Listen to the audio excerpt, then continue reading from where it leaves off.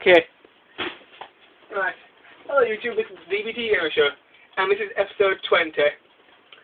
Today, we're going to be reviewing LYOKO Quest for Infinity on the Nintendo Wii. In my previous episode, I reviewed this game, LYOKO for the Nintendo DS. Now, LYOKO Nintendo DS is a very good game, and LYOKO Quest for Infinity for the Nintendo Wii is still a very good game. Now, Quest for Infinity takes place directly after the DS game. So, the TV show, now this game is based on the TV show. This game basically covers the rest of Season 3 and a tiny bit of Season 4. Because the DS version only covers Season 1, Season 2, and a very tiny bit of Season 3. This game picks up where the DS game left off. And it's a very good game. So let's get started on this review.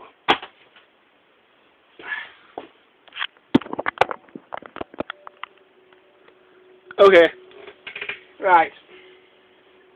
Now the story for LYOKO Quest for Infinity of the Nintendo Wii is taken directly from Season 3 and 4 of the TV show. And it's pretty good. But there are some differences in the gameplay and other stuff. Firstly, let's go to graphics. The graphics in this game are a lot better than they were on the DS. The 3D is awesome.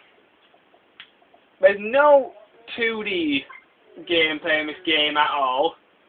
And there's no RPG element, which was kind of annoying. The RPG element in the DS game was really good. I really liked it. But there's no RPG element in the Wii game. So the gameplay in the Wii game is mostly is all action platformer, which is okay. There is no multiplayer at all, so that's kind of bad. I won't mind playing with my friends, but I can't. The controls of this game are really good. So I'll explain them to you.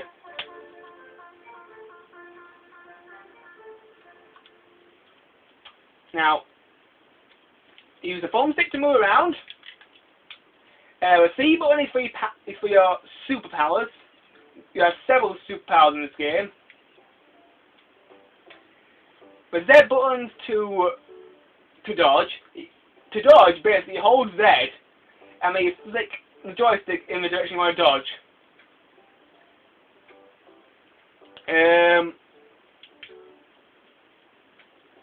But when you start the game, you'll come to a screen with loads of people standing around. You can click on these people with the A button and talk to them. Sometimes they will give you extras, which you can look at in the gallery part of the game. There's also the options and other stuff. Anyway, let's go to the factory end and go to the main part of the game. Now the controls of the factory are really good. All the cutscenes this time have proper voices, which really is a lot better. I mean, in the DS game, there was no voices in the cutscenes at all. The closest thing to a voice you got was a scream, which kind of annoyed me. But in the Wii game, there's all voice in the cutscenes. And all cutscenes are taken from the TV show. Now back to controls in the 3D bit of the game. Controls are really good. They all work really well. I'll start off with Ulrich. Ulrich has his sword. To use the sword, you hold down the B button and move the wii remote to fight the enemies. The A button, jump. The Z button, press Z and then just flick the joystick, makes you do a dodge. And the C button is powers. There are also other characters there in this game. You can say Eilina. Eilina in this game, she's not as bad as she was in the previous game. In the DS game, Eilina was a bit of a pussy. She was kind of a crappy character and wasn't really that much use. But in this game, she's definitely a force to be reckoned with. If you press and hold the B button, you can do a charged power beam sort of shot. Short it'll do quite a bit of damage. Move around with the thumbstick and dodge with the Z button and power button C and is jump as usual. Yumi's in the game again and she's still pretty good. But in the DS game you can actually attack enemies with your fans. In this game you just throw the fans at enemies. She can jump, dodge, and do most of the same things that the other characters can do. Odd's probably my favourite character in the game. He's kind of like a cross between a monkey and a cat. He can climb up walls. He's got his laser arrows. He hasn't got those bombs on the DS anymore. He can control time, and he's very quick. He's very quick and he's really good at dodging. Anyway, one of the powers that Ulrich obtains in the game is super reflexes, which lets him take down these walls. To change characters, just use the D-pad on the Wii remote.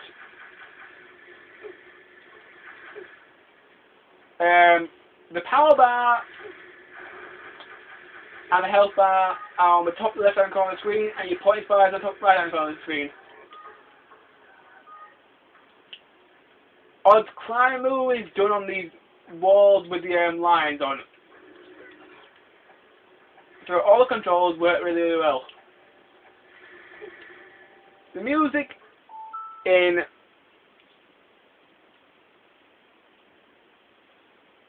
okay, let's go into gameplay. The gameplay of the game is really good.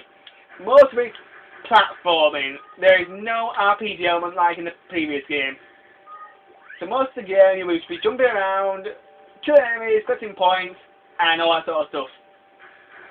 But in this game you have got a heck of a lot of new powers. One of these powers is petrification. You can do a me at freeze enemies. You can Eileen has a new power. She has the ability to freeze certain enemies into ice cubes, so she can stand on them and make her way through the levels a lot easier. Now, I'm very sorry YouTube, but I've run out of time.